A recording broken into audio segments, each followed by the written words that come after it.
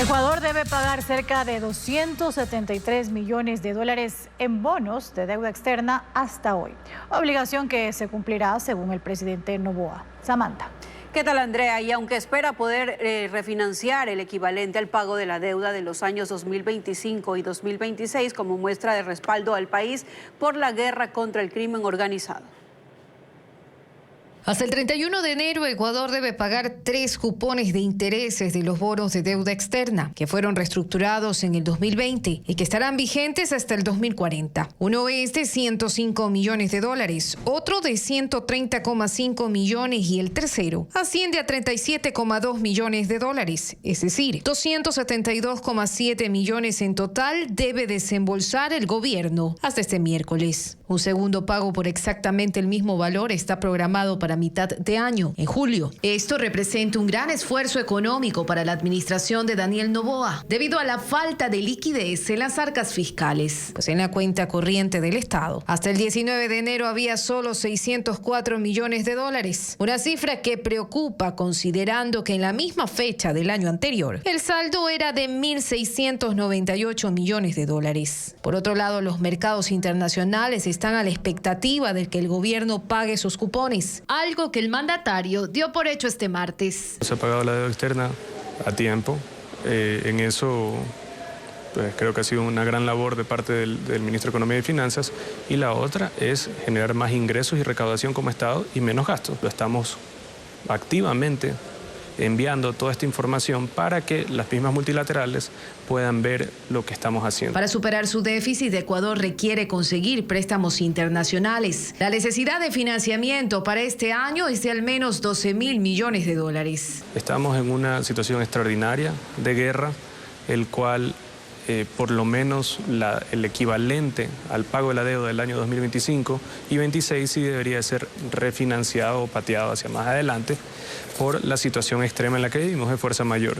Sí necesitamos el apoyo del mundo. Precisamente días atrás, el ministro de Finanzas, Juan Carlos Vega, y la viceministra de Economía, Ana Cristina Viles, tuvieron reuniones con posibles prestamistas, como el Fondo Monetario Internacional, lo que mejoró la confianza en Ecuador de los acreedores de la deuda externa. Incluso luego de eso hubo una caída en el riesgo país de 259 puntos, en la que también influyó la propuesta del Ejecutivo de subir el IVA.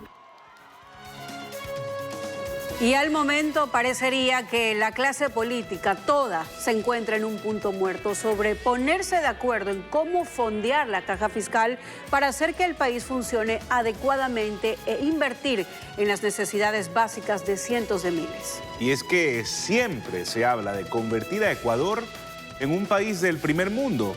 Señalan que somos el granero de América, que tenemos todo para ser una nación de primera, pero ¿de dónde se supone que deben venir las mejores propuestas estructurales que cambien al Ecuador de raíz? Llegan ideas cortoplacistas, pensadas en sus propios intereses, comandadas por las cabezas de esas organizaciones políticas. Entonces, ¿qué debe cambiar para que las cosas realmente cambien? Lenin. Hola Fernando, Samantha, vamos a analizar este tema con Lolo Echeverría, quien viene observando con su pluma de periodista a esta misma clase política desde hace tiempo, que viene haciendo pues lo mismo desde hace tiempo. Lolo, buenos días, bienvenido a Contacto Directo. Buenos días, Lenin, un saludo también para la audiencia. ¿En qué piensan los políticos cuando ante una crisis fiscal aguda a la que se suma el conflicto armado interno que requiere de recursos para su operatividad, deciden, pues, sin más ni más, cerrarle la puerta a la propuesta que se plantea para poder conseguir más recursos a quien dirige, pues, el gobierno? No, debe haber gente de buena voluntad, sin duda, pero la mayoría piensan en las conveniencias electorales. Más en un periodo tan corto como el actual, que ya ven por delante el inicio de una campaña electoral, entonces piensan en sus propias conveniencias y en la coherencia política que consideran que será mejor recibida por el electorado. Y mientras tanto, ¿qué, Lolo? Ayer escuchábamos al líder del Partido Social Cristiano decir que ellos plantean opciones para el financiamiento de la guerra, pero que del déficit fiscal que afecta el pago de sueldos, la entrega de recursos a los gobiernos autónomos descentralizados, que afecta el pago a los proveedores del Estado, que rompe la cadena de pagos, que eso, lo grueso, lo estructural, que el gobierno debe ver cómo lo resuelve, porque si Daniel Noboa se metió a estos asuntos, el problema es de él. Y resulta que el problema no es de él, pues Lolo, el problema es del país. ¿Cómo entiende usted esta postura? Es una postura que no toma en cuenta la circunstancia concreta, el hecho de que estamos en guerra, el hecho de que hemos tenido una arremetida de los carteles violentos del narcotráfico y ha expuesto la misma doctrina de siempre del Partido Social Cristiano, es decir, reducir el gasto público y evitar impuestos. De manera que no creo que sea sino una opinión, pero con mucho poder porque tienen un poder decisorio en la Asamblea importante. No fue tampoco la postura de siempre del Partido Social Cristiano. León Febres Cordero, cuando se le rompió el oleoducto, pues subió el IVA del 6 al 10%, y es desde el 98 que el Partido Social Cristiano dice no voy a apoyar nunca más un incremento de impuestos, pero caben hoy posturas inamovibles en política, el decir no apoyo nuevos impuestos porque eso es meterle la mano en el bolsillo a la gente, pero sí apoyo contribuciones, como si el pago de estas no terminara afectando a lo mismo, porque tanto al principio como al final de esa operación es el mismo bolsillo al que se afecta a Lolo, ¿o no? ¿O es otro bolsillo? ¿O la plata sale de otro lado? Es cierto, el argumento es correcto, pero también hay que considerar que venimos incrementando impuestos desde hace mucho tiempo, pero si no se corrigen algunas cosas que han establecido todos los economistas y también los políticos, digamos, honestos, no se van a obtener resultados. Es decir, si seguimos gastando más de lo que nos ingresa, el país no va a crecer. Y si el país no crece, nos va a pasar como en los últimos 6 años, que se incrementa más la población y por lo tanto nos hacemos más pobres de a poco. Así que sí hay que considerar esto. Por lo tanto, hay que tener medidas, hay que tener impuestos, hay que mejorar la recaudación, los ingresos, pero también el gobierno tiene que hacer gestos de austeridad, gestos de que también se hace cargo el gobierno del costo que tiene para todos los ecuatorianos. Es entonces que como los políticos se conocen las mañas, se miran entre ellos con desconfianza. Sin duda. Ya se dice siempre que los políticos ni hacen lo que dicen, ni dicen lo que piensan. Y esto es así porque están pensando en los electores, están pensando en la popularidad y no en las conveniencias reales de los ciudadanos. Después del terremoto se dijo que todo iba a cambiar, que la gente se iba a unir, que íbamos a apuntar hacia un mismo horizonte. Fue mentira. Luego, con la pandemia, se dijo que ahora sí íbamos a trabajar todos juntos por forjar a un mejor país, que se lo iba a pensar de una manera distinta y que se tenía que trabajar con una mirada que vaya más allá de lo epidérmico. También fue mentira.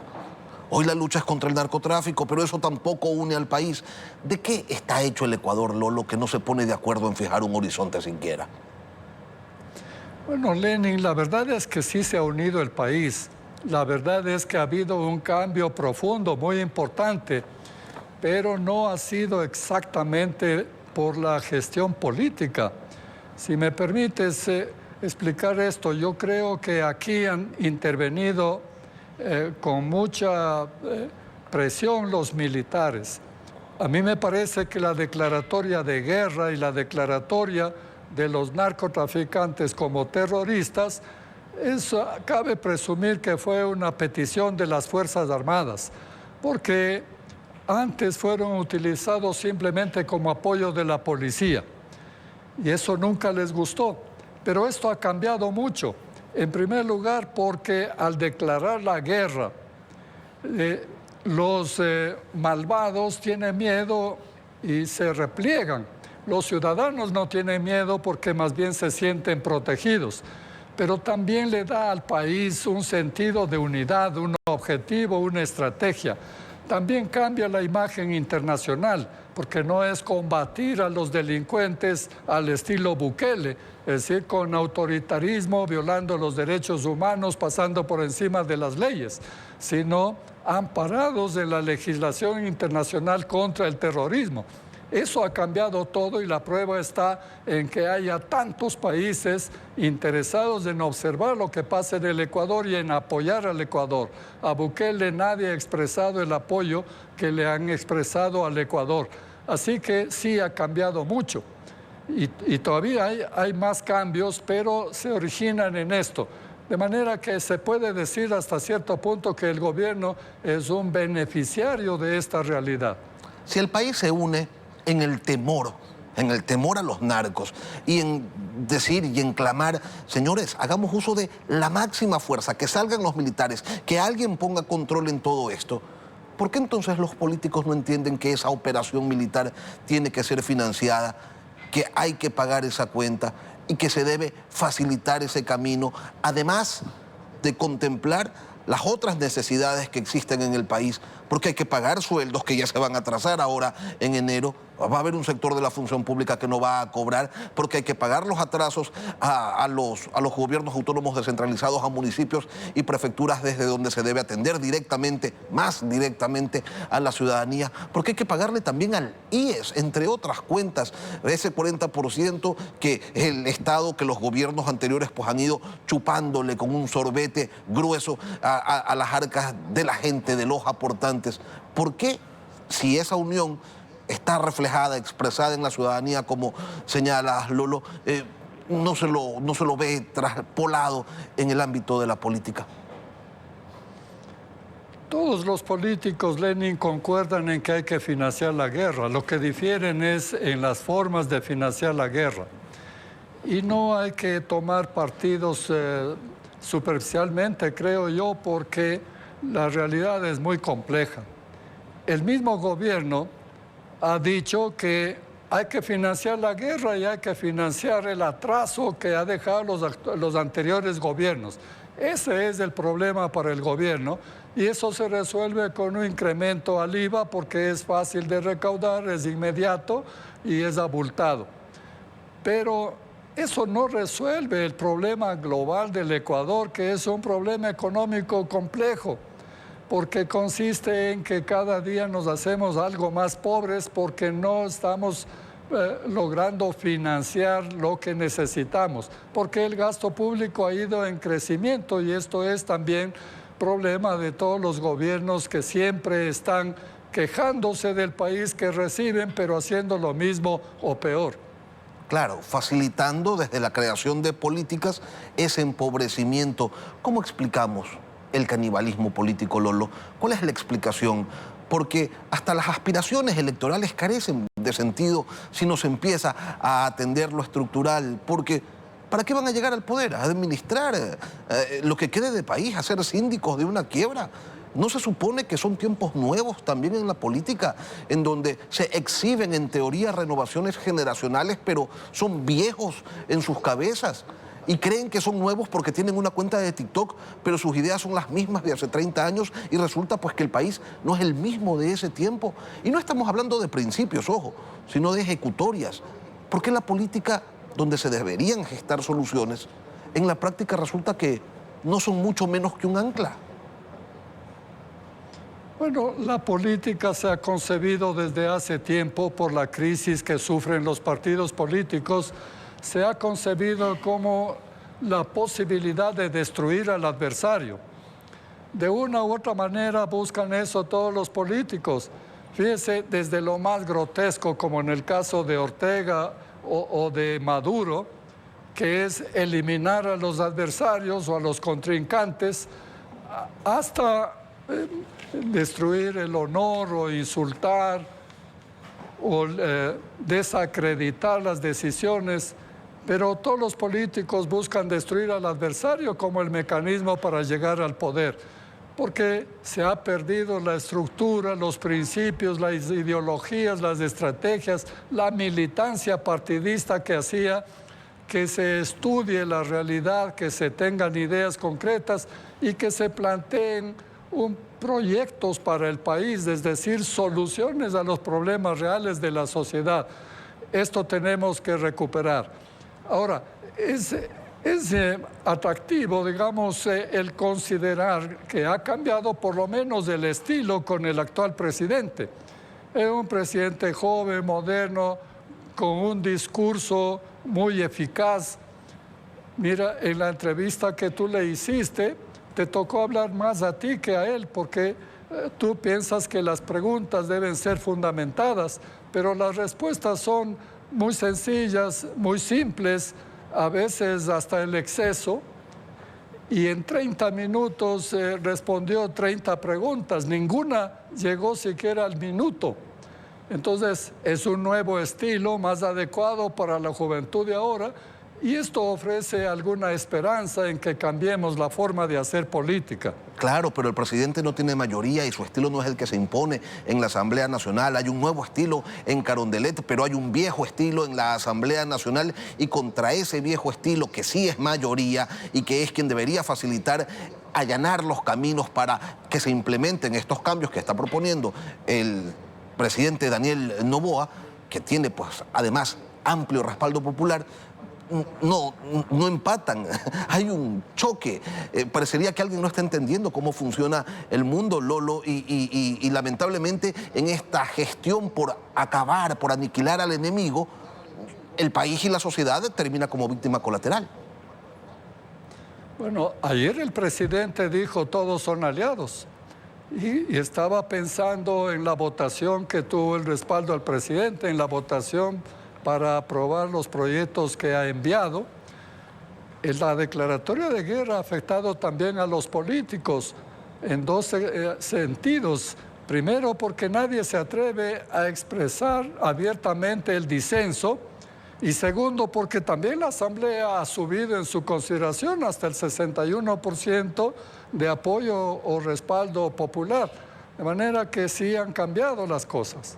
Hacía también el presidente un llamado a la ciudadanía para que le exija a sus legisladores, a sus representados, pues respaldar al menos el financiamiento de la guerra y en más el financiamiento de la crisis fiscal, porque solucionarla no debería ser responsabilidad únicamente de un gobierno, sino de toda la clase política, de quienes detentan el poder. Apuntar a solucionar los problemas estructurales del país no es asunto de una sola persona.